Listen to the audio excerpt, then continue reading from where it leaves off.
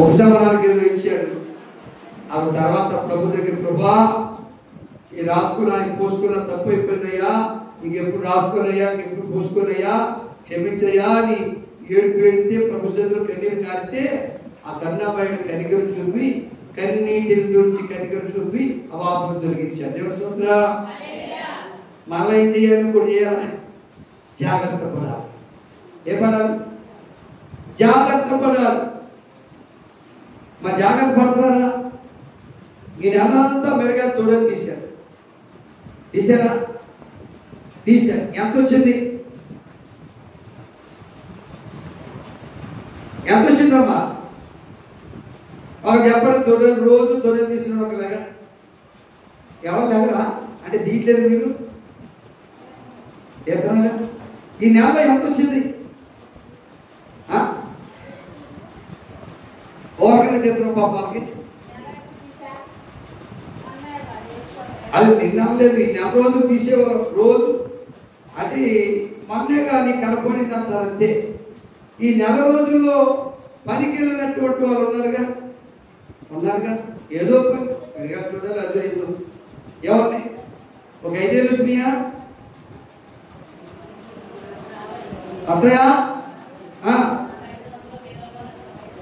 అబ్బా ఈ నెల వస్తుంది 500 వస్తాయా? నాకు ముందు పార్వతమ్మ చెప్పింది.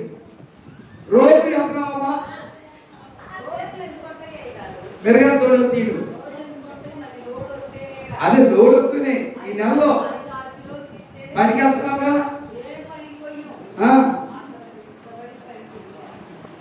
పనికే దేవుడికి స్తోత్రం చెప్తే హల్లెలూయా హల్లెలూయా. మీరు భలే తండ్రులండి. తండ్రులన్నా దొంగలు కాదు. చూసారా? తండ్రులన్నా దొంగలన్నామా? చూడ ఏమన్నారు ఇప్పుడు? దొంగలు కాదు. మంచిది. ఏది ఏమైనా ప్రభు చెప్పిన మాట ఏమిటంటే, మీకు ఎంత వచ్చిందో నాకు అనవసరం. మీ చేతికి ఎంత వచ్చిందో అది మీకు తెలుసు. దొంగలెక్క చేశారు ఎవరు అని చెప్పారు. అది ఏమయ్యారు?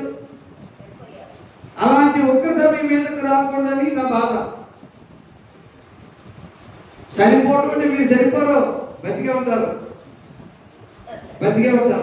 ఆత్మ సంబంధంగా ఆత్మీయ జీవిత విషయంలో చర్చిన వారి శాంతి సంఘంలాగా బతకడానికి బతికే ఉంటారు. బాధలతోనో, శ్రమలతోనో, కరువులతోనో, అప్పులతోనో, కష్టాలతోనో, ఇబ్బందులతోనో బతుకుతూనే ఉంటారు. కానీ ఆత్మ సంబంధంగా మీరు చర్చినటువంటి వారు కాబట్టి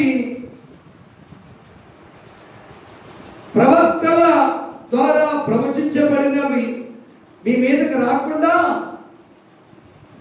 ఉండినట్టు జాగ్రత్తగా చూసుకో. మీ మీదకి రాకుండా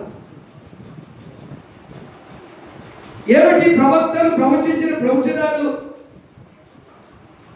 చదువుకుని ఇక్కడ దేవుని మాట మీద ఆ ప్రకారం చేస్తే ఆశీర్వాదాలు వస్తాయి. మోషే ప్రవక్త ద్వారా చెప్పబడిన సత్యం అది. అదే గ్రంథంలో చదువుకున్నాం. దేవుని మాటలు వినకూడగా నువ్వు జీవిస్తే నీకు వచ్చే శాపాలు ఏమిటో, తెగుళ్ళు ఏమిటో చదువుకున్నాం. అవి మీ మీదకి రాకుండా చూసుకోనండి. మీ మీదకి రాకుండా చూసుకోనండి. రావాలనుకుంటే, అనిపించాలనుకుంటే, సరదాగా ఉంటే మీ ఇష్టం. దాన్ని ఎవరు కాదనలేదు. నా ఇష్టం అయ్యారంటే నేను కాదన్నావు, నాకేం సంబంధం లేదు. అందుకే మీకు చెప్తాను, జాగ్రత్తగా చూసుకున్నాడు. అందుకే అక్కడ ఏమన్నాడు అపోస్తలుల కార్యములు, ఒకడు వచ్చి వివరించినాను అది నమ్మరు. ఏదయ్య గారు నాకు 10,000 వస్తే 1000 రూపాయలు నీకు ఇస్తే దేవుడు విస్తారమైన దీవెనలు ఇస్తాడా? ఇది నమ్మమంటావా? 50,000 లోన్ ఇస్తే దశమంగా 5,000 రూపాయలు 5,000 రూపాయలు దేవుడికి ఇస్తే చేతిలో ఫలిస్తాడా? ఇది నమ్మమంటావా? నమ్మరు. అందుకే భారతం చెప్తుంది ఏ పని లేదు. ఆయన చూస్తున్నాడు కదా, ఏ రోజు ఎక్కడ ఉన్నావో, ఏ రోజు ఏ పని చేస్తున్నావో చూస్తున్నాడుగా, ఈ నెలలో ఎన్ని రోజులు పని చేసావో చూస్తున్నాడుగా. లేదని చెప్పేవరకు పని లేకుండా చేస్తాడు. ఆయన చేయటకు సమర్థుడే. ఏమండి? చేయటకు సమర్థుడే అంటే కల్వరి కృప సంఘ బిడ్డలందరూ స్వామురులు అయిపోయారు.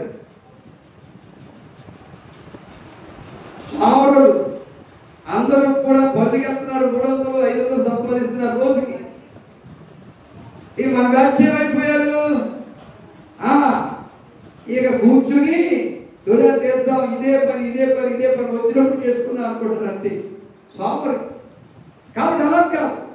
దేవుడు బలం ఇచ్చాడు, దేవుడు శక్తినిచ్చాడు, దేవుడు ఆరోగ్యం ఇచ్చాడు, దేవుడు ఆయుష్ని ఇచ్చాడు. కష్టపడాలి. ఇంకో విషయం చెప్పిన, కష్టపడకపోతే లేనిపోని రోగాలు వస్తాయి. ఏమొస్తాయి?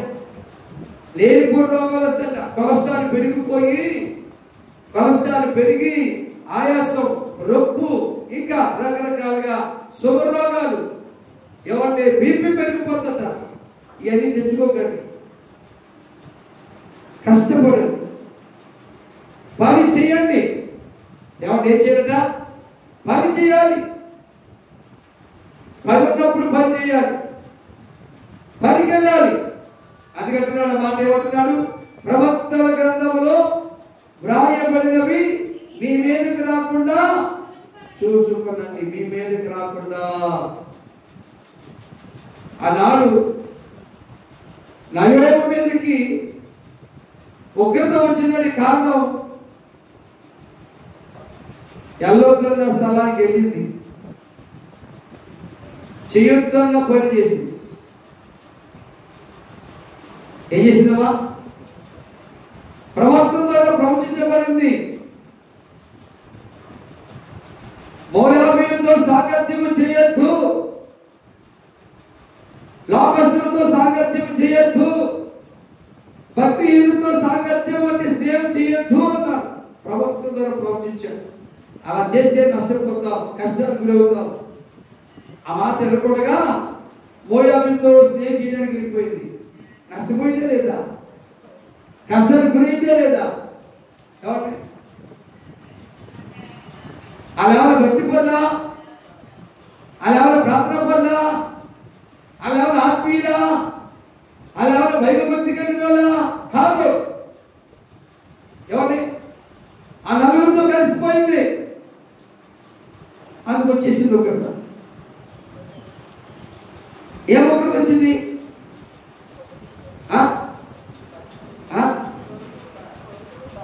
ముందు భర్త చచ్చిపోయాడు. రోగం వచ్చి అప్పుడైనా మనసు మార్చుకుందా? అప్పుడైనా జాగ్రత్త పడిందా? అప్పుడైనా ప్రవర్తన మార్చుకుందా? అబ్బే, ఇంకా రెండవతం చేసి ఆ ఊర్లో భక్తిహీనత కలిగినటువంటి అన్య పిల్లలను పెళ్లి చేసేసి, తర్వాత కొడుకులు కూడా జబ్బు పట్టి చచ్చిపోయారు. ఒకటి వచ్చేసింది, కీడు వచ్చేసింది, శాపం వచ్చేసింది, చనిపోయారు. అంతా అయిపోయాక ఎవరిని? అంతా అయిపోయాక ఏం ఉపయోగం? భర్తను పోగొట్టుకుంది, ఆస్తిని పోగొట్టుకుంది, కొడుకుల్ని పోగొట్టుకుంది. ఇప్పుడు వచ్చిన బుద్ధి, అయ్యో నా ఊరు వెళ్ళిపోతా, నా ఇంటికి వెళ్ళిపోతా. కోడల గురించి చెప్పింది, కుమార్తెలారా మీరు వెళ్ళి బిల్లు చేసుకుని బతకండి, నేను వెళ్ళిపోతా. అంత ఉగ్రత మీ మీదకి రాకుండా, అంత కీడు మీ మీదకి రాకుండా జాగ్రత్త పడండి. నెలంతా ఈ 4 రోజులు ఎవరి? నేను ఒక 10 రోజులు, 15 రోజులు, 20 రోజులు పనిచేశాను. ఈ మొదటి ఆదివారం రోజున ప్రభు శరీరం తింటా, ప్రభు రక్తం త్రాగుతా. మరి ఆ 10వ వంతు దశమ భాగం దేవుడికి ఇవ్వాలి, సేవకునికి ఇవ్వాలి అని జాగ్రత్త ఉందా? జాగ్రత్త ఉందా? నువ్వు తింటానికి సరుకులని తెచ్చుకుంటున్నావు, దానికి జాగ్రత్త ఉంది. అప్పులో వచ్చి మీద పడతాడేమో అని అప్పులు కట్టుకోవడానికి జాగ్రత్త ఉంది. మరి దేవుడు నీ మీద పడ్డా? దేవుడి గురించి నీ మీదకి రాదా? దేవుడి శాపం నీ మీదకి రాదా? దేవుడి మాట వినందువలన తెగులు రావా నీ మీదకి? అప్పుడు పరిగెత్తుతావా? బాధపడాలా? రోగం అనిపించాలా? డబ్బు ఖర్చు పెట్టాలా? అవన్నీ రాకుండా మీరేం పడాలంటమా? జాగ్రత్త పడుడి. దేవుని కింద రాకుండా జాగ్రత్త పడు. ఒక ఆమె అనుకుందట, ప్రభువా వాళ్ళ నాయనకి షుగర్ రోగం వచ్చిందంట, నాకు రాకూడదయ్యా, నాకు రాకూడదయ్యా అని అన్నం తక్కువ తింటుందంట. నాకు రాకూడదయ్యా అని షుగర్ తక్కువ తింటుందంట. నాకు రాకూడదయ్యా అని పంచదార తక్కువ తింటుందంట. నాకు రాకూడదయ్యా అని చాక్లెట్ తక్కువ తింటుంది. ఆగే వచ్చేది పళ్ళుడు పొరి అంటాడు. ఏంటమ్మా అలాగొన్నామంటే పళ్ళుడు పొరి అయ్యారు. పళ్ళుడు పొరియా? ఏ షుగర్ రోగం వచ్చిందా అన్నా. అవును అయ్యారు.